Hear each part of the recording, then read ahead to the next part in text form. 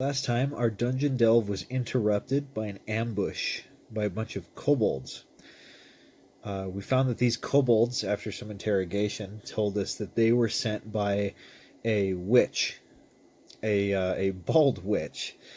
So we've returned here to this tavern to begin our investigation. We've hidden out for a couple of days so that we could regain whatever hit points we lost. And now we are going to go on an adventure through the fortress city itself, looking for clues that can lead us to the Bald Witch.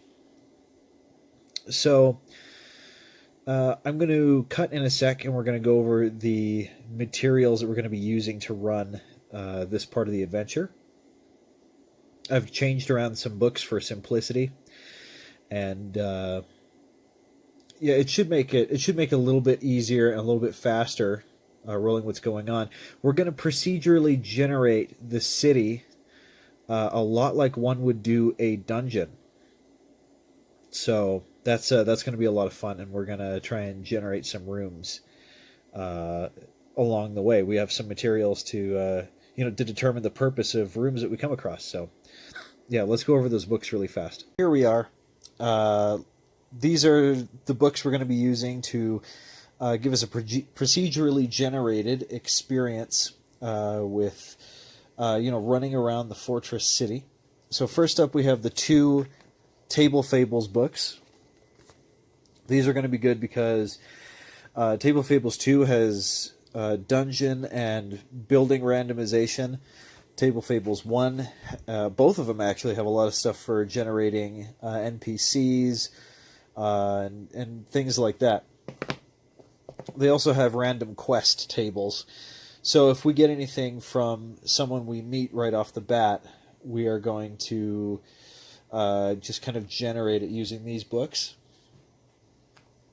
Secondly, we're going to be using the first edition Advanced Dungeons & Dragons Dungeon Master's Guide. This book is really valuable no matter what system you're playing. There's so much information and just raw creativity in it that it's just invaluable. Just like the Book of Adventure Design, this is also worth its weight in gold. So what we're going to be using in particular out of this book is the stuff found on page 191. So what this is this is city and town encounters, and this is rolled on a D100. This book also has procedural dungeon generation, just like the Tome of Adventure Design. But the reason we're using Table Fables is because it's a lot simpler and a lot faster to use. It doesn't have as many, as many variants, but it's going to give us a smoother generation. So we should be able to go a little quicker with that. So lastly, something I've been really excited to talk about, and the concept came up rather quickly, a lot quicker than I thought it would. We are going to be using, just like last time, we're using OSR solo rules, but in addition to that, we're also going to be using, if I can turn the page here, we're also going to be using, by the same guy, OSR Cosmic Horror solo role-playing. And the main thing we're going to be using is a little section called The Oncoming Horror. So in order to use that, we're going to be using a small deck of face cards. So the idea behind this is, now that we know that there is an evil bald witch magic user person after us, so we know there's an enemy out there somewhere who wants to hurt us. We've taken a deck of cards and we are going to shuffle all of them. So this is all just kings, queens, and jacks, except for the ace of spades. So what we do is we're going to shuffle all these together. Once I'm ready to start, I'm going to shuffle all these together, and I'm going to put the ace of spades in there, and we're going to turn it over. So every time there's a scene change, and we'll figure out what scene change means when we get there. There is a chance that we flip over the ace of spades, and when that happens, our enemy moves against us. That could mean she cast a spell. That could mean she sends thugs to come get us. So, yeah, that's our goal here.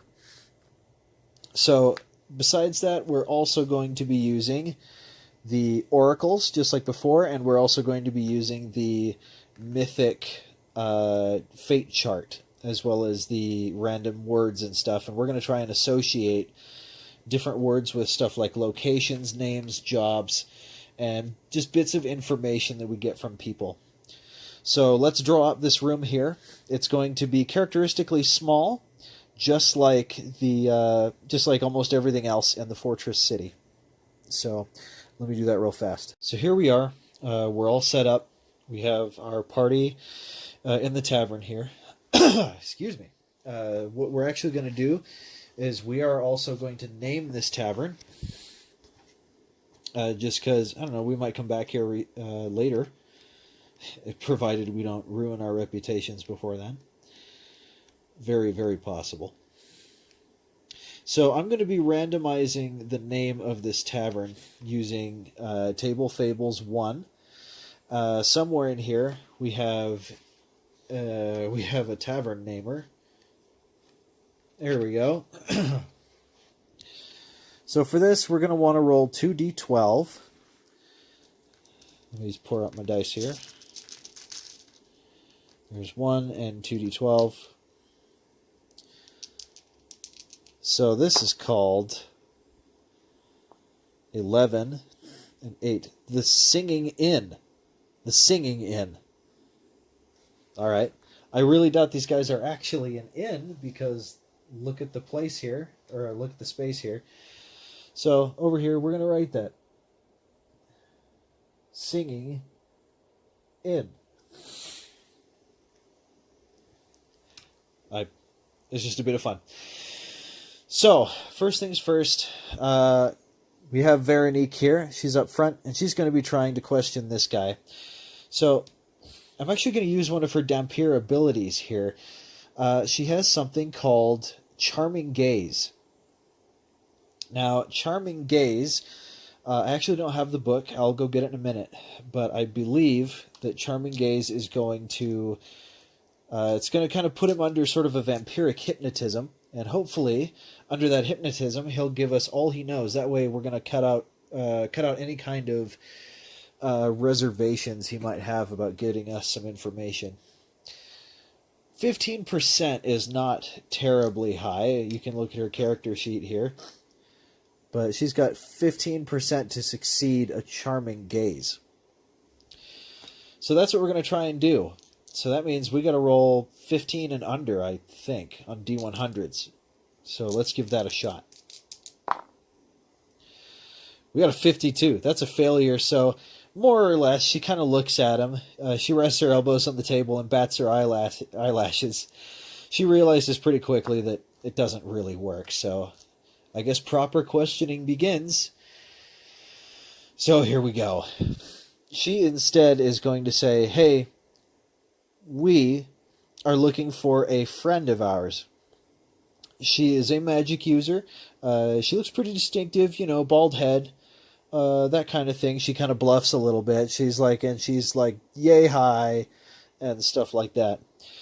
So we're actually going to see... Actually, no, it'd be kind of fun. She's got a charisma of 16. We're going to do kind of an old school ability check. So on a D20, we're going to roll... we have to roll and see if we get under a 16.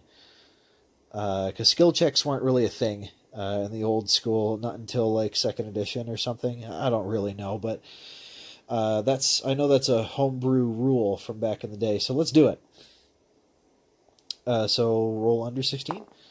7. Okay, so she has successfully, at least to a degree, she does appear very charming. She is using her feminine wiles to...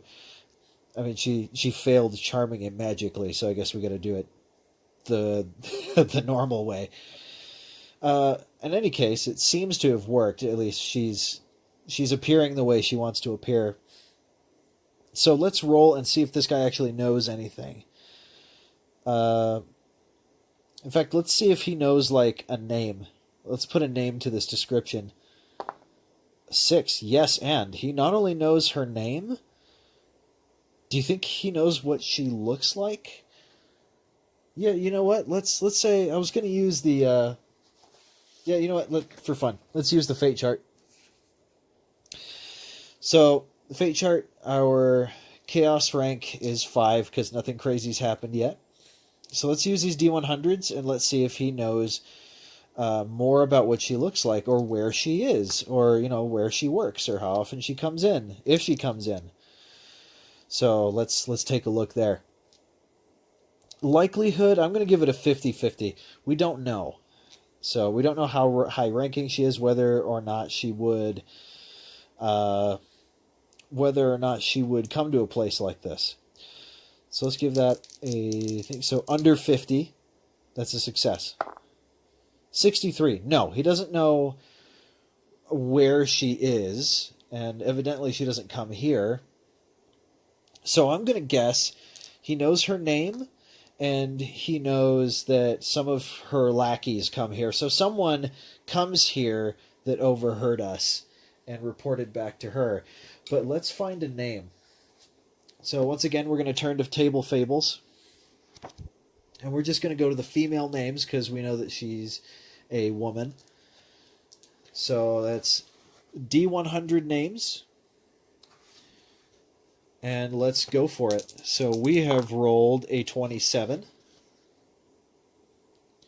Wow, that is a name. So you can see 27 there. That is Evodkya or Evodkya. I don't know. Evodkya. And not even that. Evodkya. Evodkya. I'm going to have to decide how I want to pronounce that. That is a bizarre name. So Evodkya is this woman's name. So it's like we rolled a 6. So it's like, oh yeah, I know who you're talking about. This is Evodkya. She is. Actually, we can use. A friend of mine shot me this NPC descriptors modifier. So. We may know a little bit more about her. So we know she's a magic user. Maybe we can see how powerful she is relative to us. So that's going to be NPC power level. This goes 1 to 5, though. Okay, so how does this work? Our level. I don't know. Let's roll. Let's just roll some dice and see what happens. 1 to 2. Oh, I see where this is going. Okay. So we rolled a 46. So 46 on this chart. That's 11 through 90. Is that how that goes? That's got to be a mistake. Oh, I see how this is going. You kind of like choose like a level. It's like our party level. We're level 1. So 11 through 90 is she's comparably powerful to us. So luckily that means like I guess she's not too powerful for us. If we were to come across her, we could fight her. So obviously she's not terribly powerful. But she had enough influence to get some kobolds to come after us. Let's see, is there anything else we can glean from this guy? Does he know anything else? No. And he's caught on to the fact that Veronique is trying to manipulate him. So we're not going to get anything else from him. In fact, I'd imagine he's rather grumpy with us. Now, if you notice, there's actually 2 more people in here. We have a bar wench, which is likely a relative to him. And then we have a guard. The way guards work here, by the way, a little bit of lore, is I decided that guards in the fortress city are kind of hired out from a gang organization of sorts. So they're like mercenaries, and you can hire them to, kind of guard your stuff. So there's not like an organized governmental force that just has guards. So Veronique is also going to talk to her. And we're going to see if she knows anything. So she actually just saw him be not very happy with Veronique. So what we're going to do is we're going to use the monster reaction table and the core rules. It's just over here off camera. And we are going to see what her reaction to us is. Now, obviously, if we roll a 12, she's not going to attack us, but she will kick us out. Because I'm going to assume that she has some say over what goes on in here. So let's do that. 2. Friendly, helpful. That is really nice. Thank you. Thank you, Dice. So she's willing to help us. Does she know anything, though? No. Nope. Not only does she not know what we're talking about, that's a no and. So, like, she wasn't even listening at all. So, she must have been, she was doing something else. So let's talk to the guard, I guess. The reason Veronique's doing all this is she has the highest charisma, and she's our party face. So we're not going to roll a, well, maybe. Let's do a monster reaction for this guy. An 8, neutral, uncertain. He doesn't care. So we're going to ask about Evodkya? Was that her name? Yeah. It's like, hey, do you know anything about this person, Evodkya? We know that she is a magic user, and we would like to know how we can get in contact with her. And he doesn't. Well, that was a 1 I rolled, not a 5. And he doesn't know anything. So unfortunately, we're going to have to branch out. We're going to have to go look for information somewhere else. But at least we have a name. Surely somebody around here knows about Evodkya, right? Now, when we come across random NPCs, I am going to be using the generator from the Advanced Rules Companion, or the Advanced Edition Companion for Labyrinth Lord, which is also sitting off camera. So, let's go ahead and get ready to leave. So here's where a generation starts. What we're going to do is we're going to flip to this dungeon generator area. So we have sort of an interior generator, and we're going to use this to determine like rooms and hallways, a number of doors that are there, what those doors are like, and kind of the room purpose, stuff like that. There's also like a house generator somewhere back here. We might use that if we come across anything like that. And we are also going to be using city events. Where's that? Yeah, city events and encounters right here. We're going to be rolling D100s on this. And we're going to be doing that alongside the city-town encounter matrix. Now, how often are we going to do this? Well, the Labyrinth Lord core rules say that I should do, I think it's like I roll a D6 every turn or so. It's something like that. And if I roll a 1, then something's going to happen. And I'll roll between the encounter matrix and the city events table and table fables. So let's generate this first area here. Turn to our dungeon interior generator. So we're going to roll a 1d10 to see what's through this door. Because this might not even lead into a hallway. This could be another room that you have to go through to get to the singing inn. So let's do that really quick. We're going to roll a d10, and we're going to see what that determines. That's a 6. So this is a room, actually. So this leads into another room, possibly part of the same business. This might be an inn after all. So now what we're going to do is we're going to roll on the room dimensions on a d12. So the way this is going to work, by the way, each of these squares in Labyrinth Lord or in old school editions is typically 10 feet. Now, Table Fables was written with 5th edition in mind, from what I understand. And what this means for us is that the areas are generally going to be smaller. which works for our setting in a weird way, but in some cases I might have to make exceptions just because that little space would be kind of weird. So the room dimension that we're rolling on a d12 is a 1. Yeah, see what I mean? So we've just rolled a 20-foot room, width of 20 feet. That's 2 squares. Whereas in 5th edition or modern RPGs, that would be 5, 10, 15, 20. That'd be 4. So everything's essentially halved. But we're going to keep it anyway. So let's go ahead and...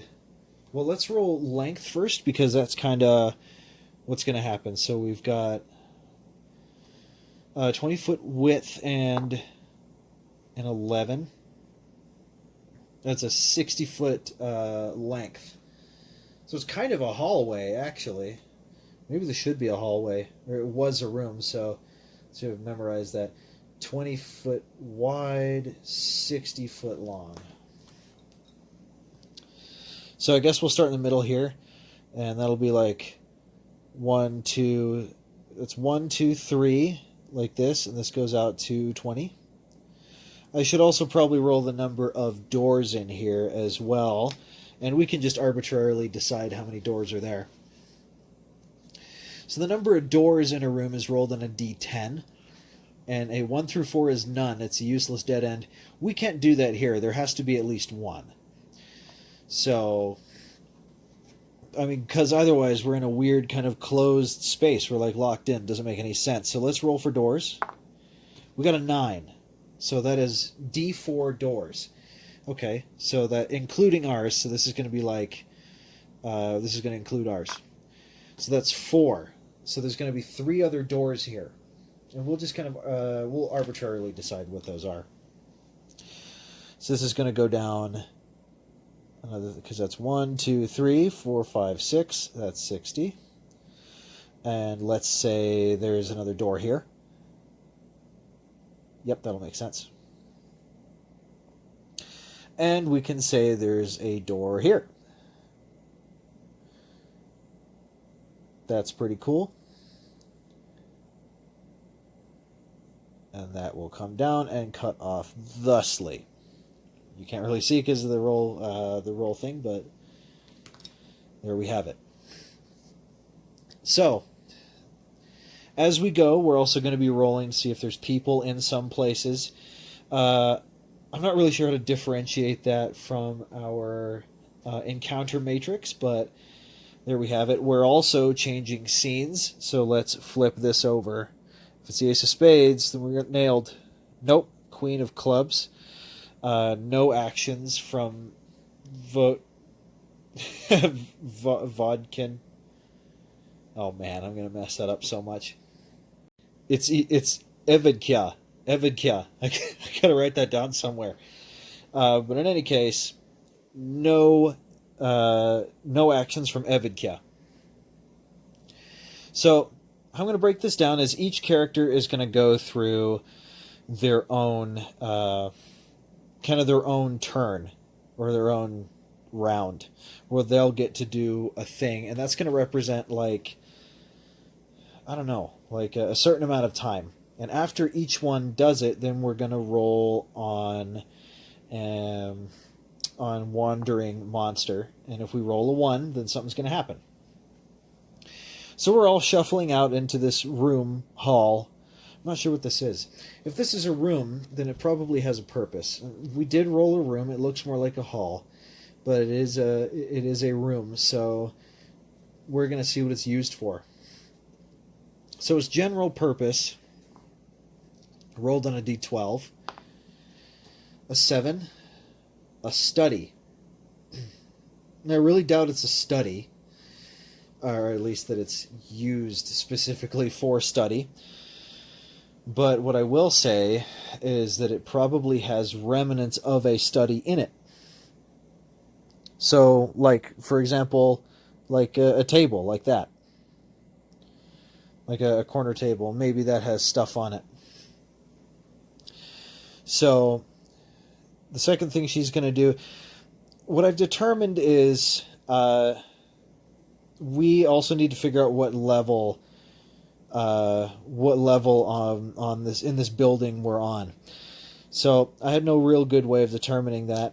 So I'm going to determine there are probably like 40 levels in this, just straight up. Now that probably varies from place to place.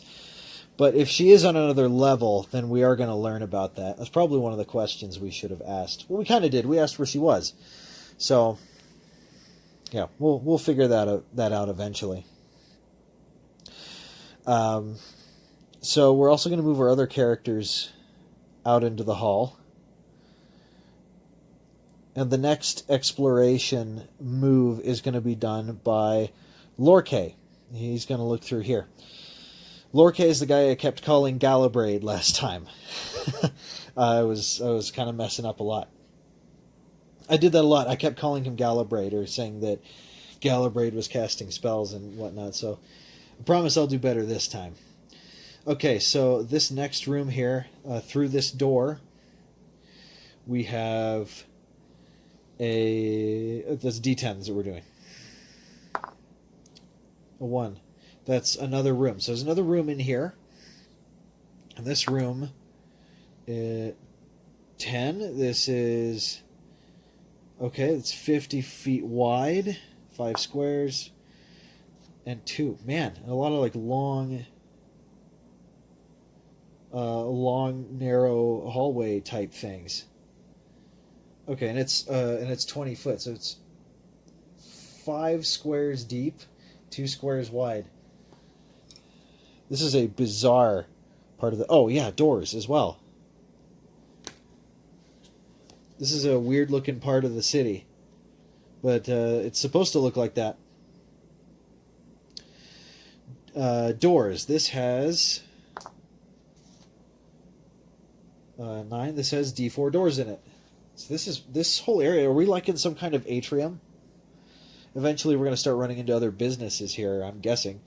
So this has 4 doors in it. Wow. Where are we? So including ours, I guess it's going to come down to like here. And it goes 5 across. So 1, 2, 3, 4, 5. Let's put a door here. 2, 3. It doesn't go there. So don't mind that. That's supposed to be here. And then 1, 2, 3, 4, 5. We'll put one right here, right down the hall. So let's connect all these.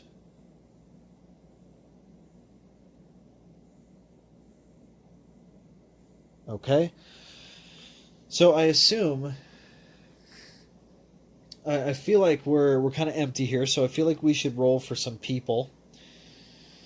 Maybe I should roll for each of these guys if they wander into a place. So Lorkay's like wandering in here, so maybe we should see if there's people in here. Are there people in here? Complication. Oh, this could be like a twist thing. Okay, so something's going to happen. So that's blue, and this. This is... A physical event appears. A physical event. A physical event appears. What does that mean? So, there's one way to find out. We're going to do the event meaning, action, and event meaning subject. So, using this, we're going to roll D100s, and we're going to discover what happened in this room. We're going to get rid of these D4s for a second. 100. There we go. So the first one is D100, roll 1. 69, that's...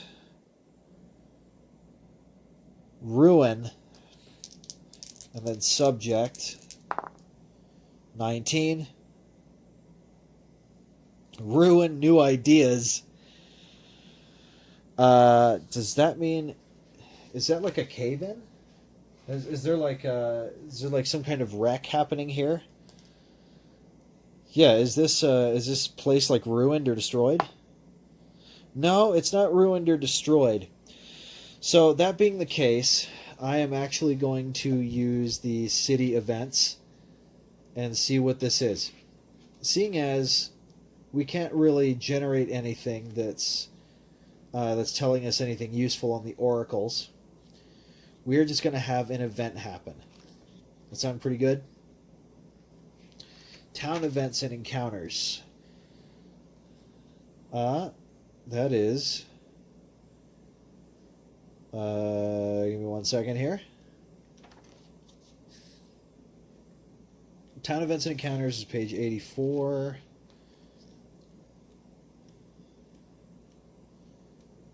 Maybe this'll lead us to whatever her name is. Evodkya. I don't know. Evodkya. I'm never gonna remember that until I write it down somewhere. So let's roll D100 for city events and encounters. 62. What does it say here? Please don't be insane.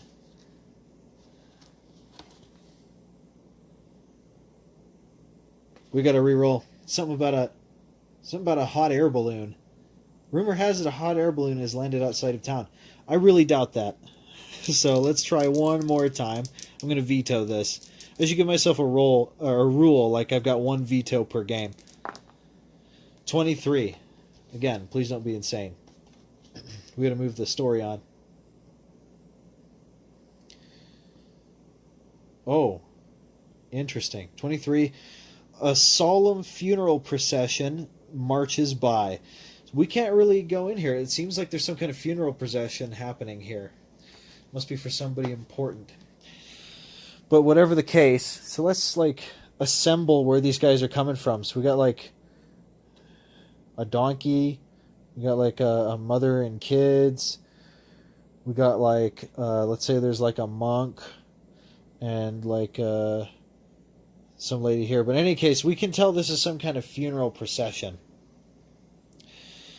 So I don't know where these guys are headed, but they're kind of blocking the way. It's going to be hard to look that way. So in any case, we're going to move Veronique right here. And our buddy Sig is going to check this out. So Sig's going to look in here, and we're going to see what's beyond this door. Area 1d10. A 5. It's a hallway. Finally, it's a hallway. Keep running into rooms. So, this hallway's dimensions, we have a d6 for its width. A 5. It's 15 feet wide. You see how this kind of messes with things? Because 15, you can't really measure 15 accurately. I guess I could go halfsies right there. But normally this would be 5, 10, 15. This is 10. So I think what we're going to do is we're actually going to go halfsies. So there's going to be some space in between there for who knows what. So let's determine the length on a D12. 2. Heaven's sakes. No. Another veto. Otherwise, 20 feet, it would be this long and this wide. Another tiny connecting area. Actually, that would look really interesting. Let's do it anyway. I doubt it has that many doors. Watch, we're going to roll D6 doors somehow. This is what happens when you randomly generate dungeons like this. It's hilarious. Okay, so on a D10 actually. Doors. 2. Okay, thank goodness. So it goes to just 1. Because I guess there could be none. But yeah, we won't do that. So halfsies would look like this. And that's what I'm saying a 15-foot wide corridor looks like. So it's got one door here. And he's going to move through. Is there anything weird going on with this corridor? Is there somebody in here? No, there's nobody in there. In fact, we don't hear anything. Oh, we can't hear anything over the funeral procession because it's echoing all the way through here. In fact, let's determine a direction. So they came through here. So they've got 1, 2, 3 doors to go through. So let's do like a D3. So 1 and 2 are 1, 3 and 4 are 2, and 5 and 6 are 3. 1, 2, 3. They need to come through right where Lorkay is. I'm assuming they're headed.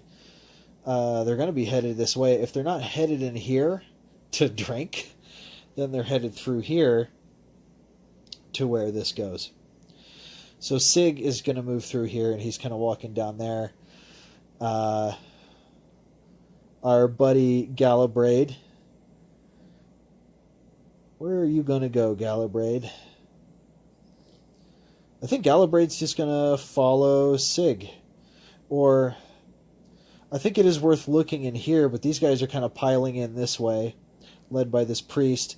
And they're looking at Lorkay like, do you mind? So that's actually going to, it has to like take that up because Lorkay's got to move out of the way for these guys.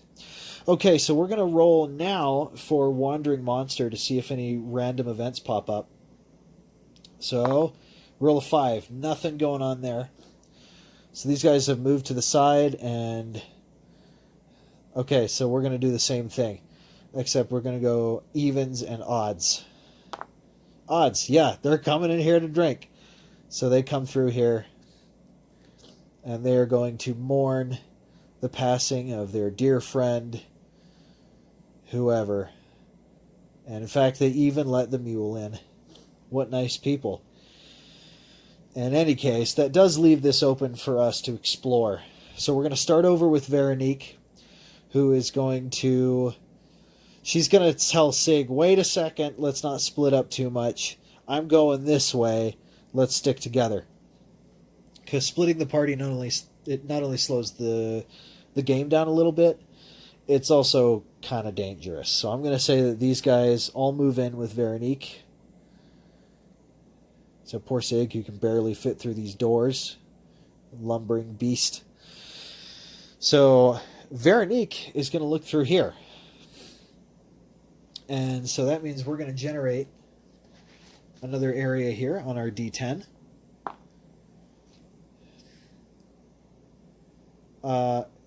Wait, hold the phone. 1 second. I got to move back a second because I forgot. These guys would want to ask the funeral processioners about their quarry. So let me take a second and move this all back. Ho there, priest. I don't mean to intrude on your procession, but we have a couple of questions we would like to ask you. And the priest sees these 3 looming figures behind her in the barely lit corridors of the fortress city. They come to a stop. They are probably somewhat offended. We're going to roll on monster reaction just to see what happens here. They're probably not going to attack us. These are just normal NPCs. No, they do not attack us. They're somewhat indifferent and, quite frankly, disinterested. We rolled a 4 on these dice here. So they're rather disinterested in us. So I guess that means, are they willing to answer questions? That was a complication. I rolled a 3 on the oracles. So let's roll what that is in a second. I'm going to say yes, that they're going to answer questions. But in a moment here, something's going to happen on the twists. That's going to complicate things for us. So we're going to say, do you know, whatever her name is, do you know this person? We're looking all over for, do you know where we can find her? Yes, I've just rolled a yes, and that's what I just rolled a 5, and that's what the complication's going to be about, I think. So what I've just rolled is an NPC alters the goal. That's a 1 and a 5.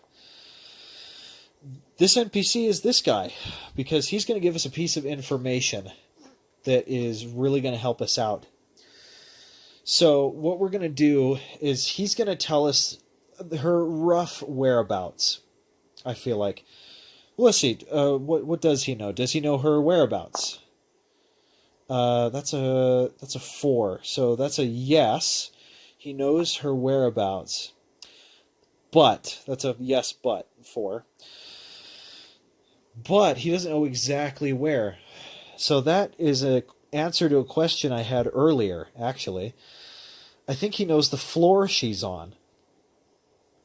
So we're actually going to roll 2d20, and that's going to determine what floor on this 40-story complex that she's on.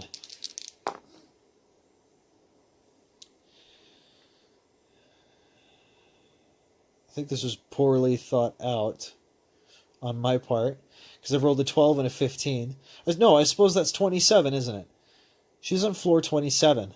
What floor are we on? Oh. Well, we're on floor 19. So I guess she's far away for us, because, I don't think if there are elevators, then we don't know about them. Which means we need to look for a staircase, which is great. I was kind of hoping that would happen. So let's move aside and let these people go on to their destination, which was the tavern. So just 1 second. Okay. So we know that we're looking for a staircase and we need to ascend. So when we find a staircase, I'm going to say that this particular adventure has been a success. So we are going to be scouring around for a staircase, and we can ask some of the locals if we encounter any, but I suspect that we're also going to be encountering some rough characters. So let's keep going the way we were gonna. So we're going to put, you know what, let's go about this smarter. Let's take Galabrade, our Death Knight, and let's put him up front.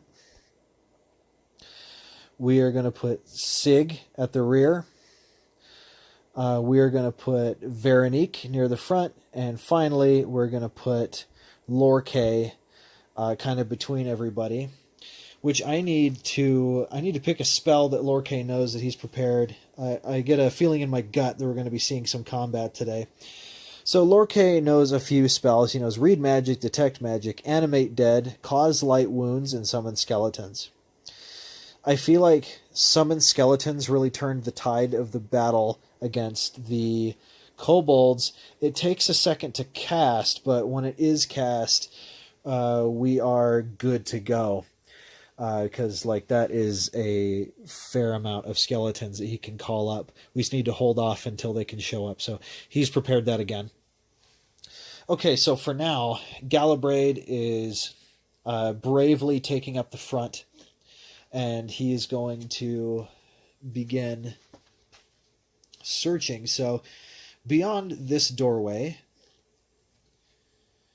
oh man, I can actually roll for door location. Oh well. Oh wow. We can even roll for stairs. And look, that's even really, really nice odds as well. 1 through 16, no stairs. Stairs leading up. So we need 17 and 18. If we roll a 17 or an 18 upon finding stairs, then we're good. We've found where we need to go. So we're going to keep climbing layers through these adventures until something else happens. So let's look in this room now and see what we've discovered. Here's our D10. That's a 9. This is a hallway. So this hallway, please don't be an insane hallway. Its width, we've rolled a 4. It's 10 feet wide, so this is just big enough for Sig to squeeze through. Poor guy. He's got to feel so just cramped in here. And then its length on a D12 is a 5. That's 3. So it's a short hallway. This is a short hallway leading 1, 2, 3. And I should probably roll for some doors again. We'll get used to this eventually. This is once we get to session 4 or 5, we're going to be running like clockwork with this kind of stuff. So, are there doors? There should be at least one, but let's see. 9? D4 doors. It's a lot of ground to cover. That's good though, because that's increasing our chances of finding what we want. 3. So including ours, there are 3 doors. So you know what? Let's put one of these doors here. And one of them here. I know that there's a way to generate locations, but there's not a whole lot of ways to go, so we kind of have to use our common sense here. So, okay, we have 2 doors. And Galbraith is going to move in and allow the rest of his party to catch up. That stops Veronique there and puts Lorkay safely between the 2 ends of the party so that nothing ambushes our spellcaster. So it's Veronique's turn. Veronique is going to explore this door here. So let's find out what's beyond it. That's a 10. That's a unique room. Okay, so unique rooms are rolled on a D8, and I've lost my bookmark. And they look like that. So let me pick up my bookmark real fast, and we will roll a D8. Okay. So, D8. There we go. 8-sided die to determine the shape of the room. 4. Interesting. So a 4 looks like this. This kind of like half circle thing. So let's draw that in. That probably comes up a little bit like this. And then goes to the sides here. Like that. And we're going to say it comes along across that top there and arcs there. So she can see through that. Are there stairs in here? And if there are not, then we're going to roll a purpose for this room. So are there stairs in here? 2. There are no stairs in this room. So what's this room's purpose then? This is a common room. So this is like where people are sitting around and stuff like that. Are there people in this room? A complication. Okay, so something's happening here. We've stumbled across something or someone. So this is an NPC hinders the hero. That's 1 and a 4. Oh boy, so somebody's coming to... That doesn't necessarily mean hostile. It just means they're hindering us. They're slowing us down. So, let's see. We could roll on the random encounters. Or we could roll on table fables. Let's go... red is going to be the DMG, and blue is going to be table fables. So which one's higher? Blue, table fables. So this is another city encounter. I love this. This actually makes it feels more alive in here because there's people walking around. Dungeon events, building generator. Interesting. Oh, that's interesting. We might have to use this later. I just found a building generator that kind of has the same thing where, like, the dungeon rooms have like purposes. Because if you research Kowloon, sorry, I'm going to go on a little tangent. If you look at Kowloon, it's not just rooms; they're like entire buildings smashed on top of each other and side by side. So it would be interesting, really, if we encountered something to the equivalent of like a house or like a different, just an entirely different building. So let's get to our town events, and we will see what happens. Let's just not roll a useless hot air balloon thing. So let's do our D100. A 9. Just a 9. A large flea market has been set up at the center of town. So what I take this to mean is there is like a merchant in here. And he's hindering us because now he's trying to hawk his wares to us. So, you know what? Appropriately, we're going to use this guy who is just totally laden down with all manner of equipment and wares. And you know what? He's been setting up a market in here. So he immediately is going to engage Veronique and is going to say, "Oh, welcome, welcome. Would you like to buy some of my wares?" And it's one of those guys where, like, you know, you're trying to get something done, and he's just like, "No, please, come buy my stuff." So he's slowing us down. Is he like straight up stopping us? Yeah, but so he's slowing us down, but he's not stopping us entirely. But you know something? I feel like we should check out what he has to sell. This might be useful. So, maybe he has stuff from, like, equipment from the core rules. So, hang on a second. I know it seems like I'm stalling, but, like, sometimes this is a good thing. Because, I mean, we haven't really encountered a shop yet. We haven't been able to buy anything like that. This may be the only time we have to properly get supplies. So let's say everybody here has around, we've got like 50 gold on us each. Unless, did I roll random money? I didn't. So I'm just going to say we each have 50 gold.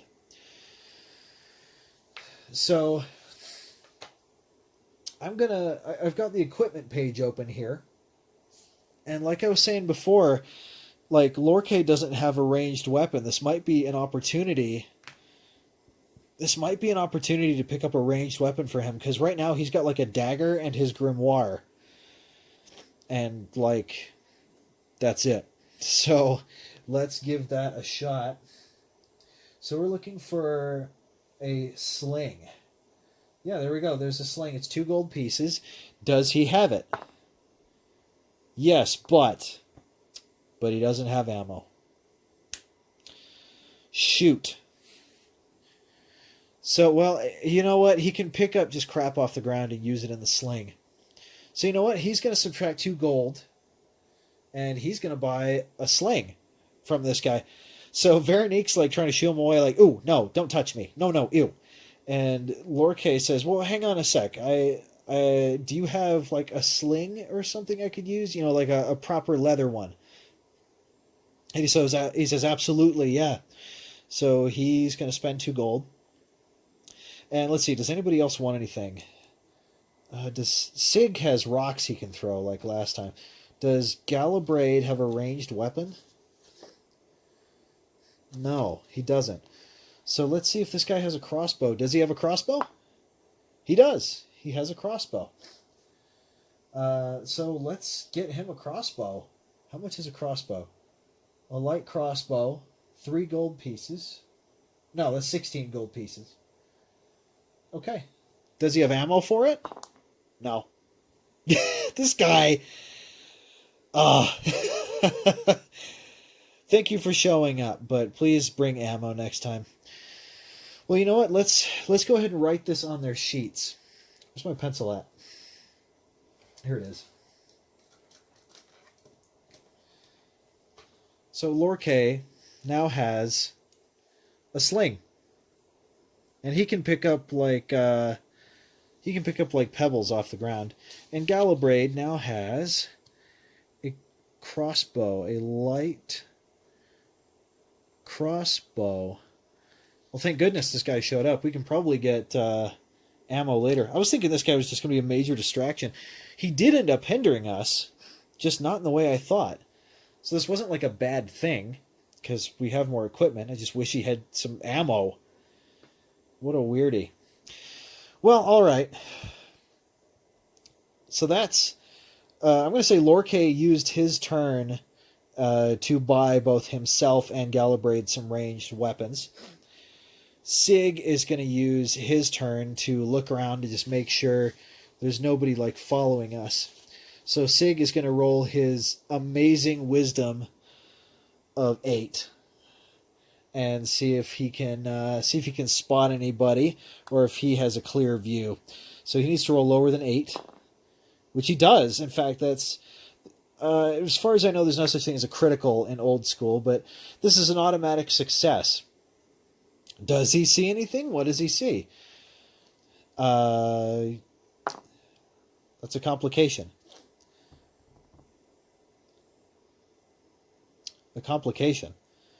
I think, you know what? I think there's too many blind corners, and he's just so big and difficult to move around.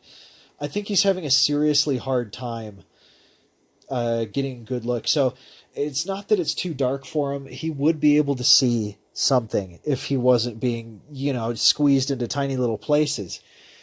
So as far as he can tell, nobody's following us, which is nice. So we've gone through everybody. Let's go through Wandering Monster. 4. Nope, nothing's happening. And we're changing scenes as we're going, so we're going to flip this over.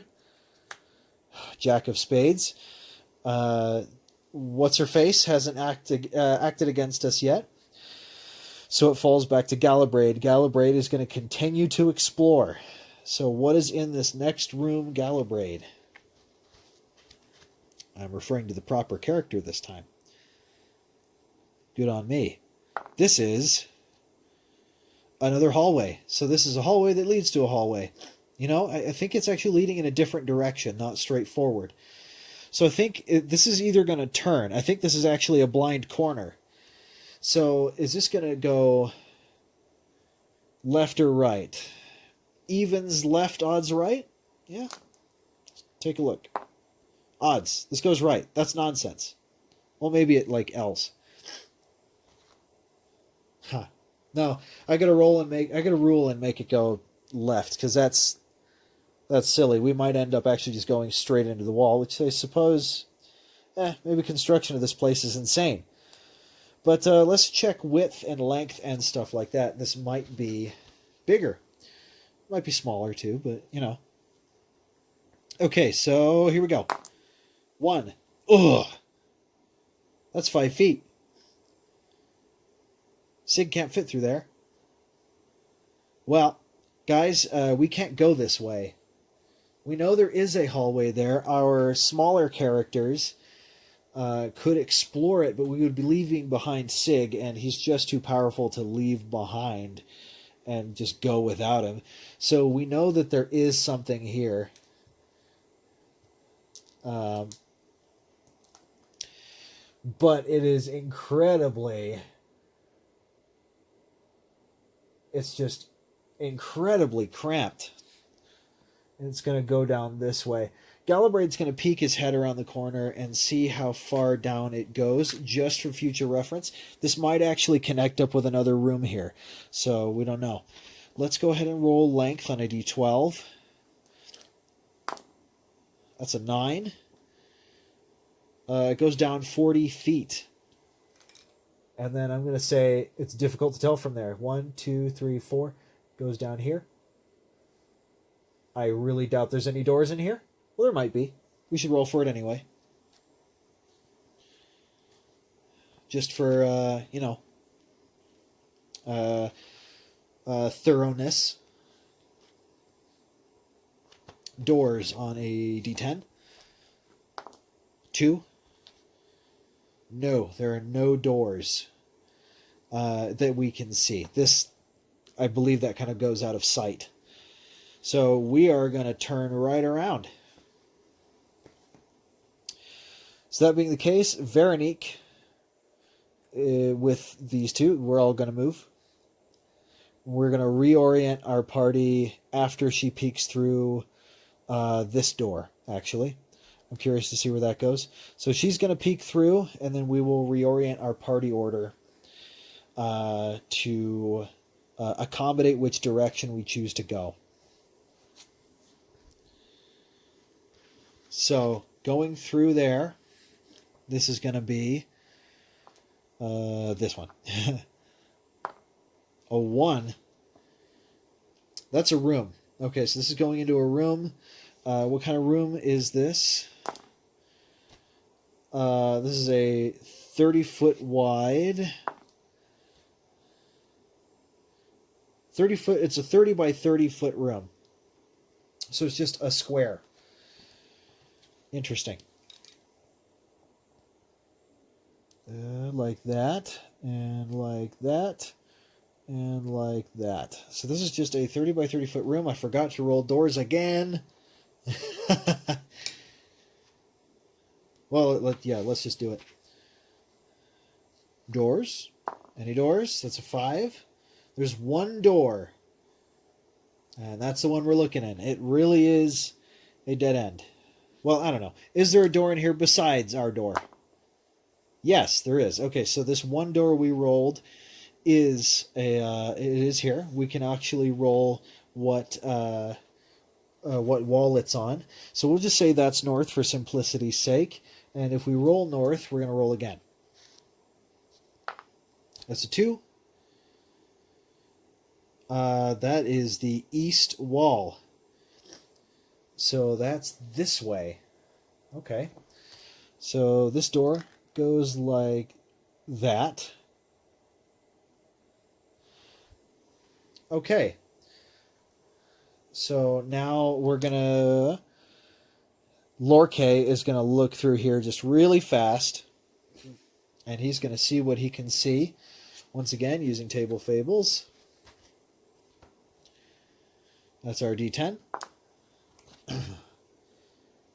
And 8. That's a hallway. So there's a hallway leading back.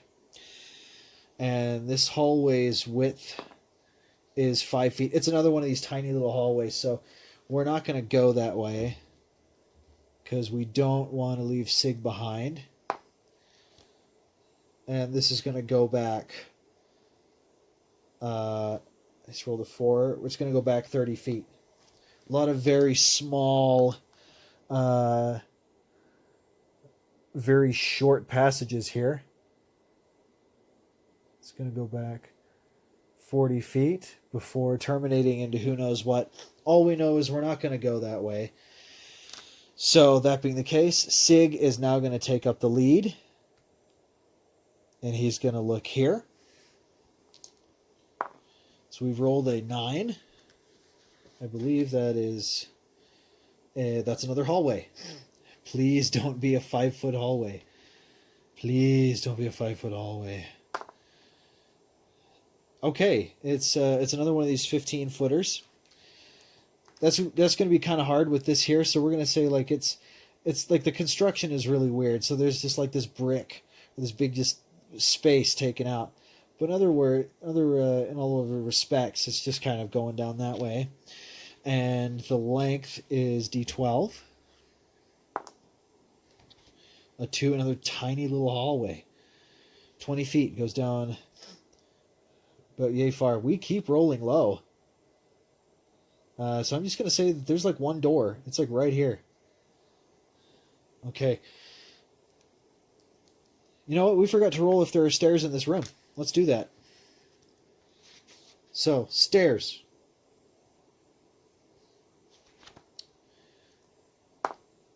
Six. No stairs.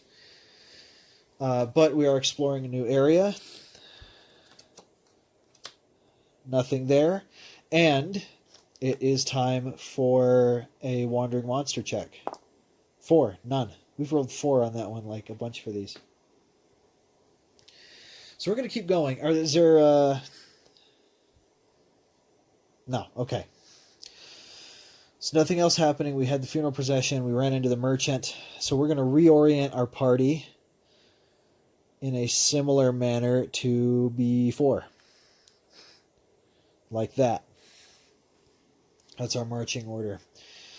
So the only real way for us to go is this way. We got 2 doors to go this way, and we're going to take this path. So this time we're actually going to restart, and we're going to start with Sig. And we are going to head through here. I'm sorry if this episode seems a little bit not quite so action-packed as the last time, but we are kind of doing more of a dungeon crawl exploration type deal. I should roll to see if there is anything of interest in this room here or directly around us. 6, yes, there is. So let's roll on the twists just to keep things interesting.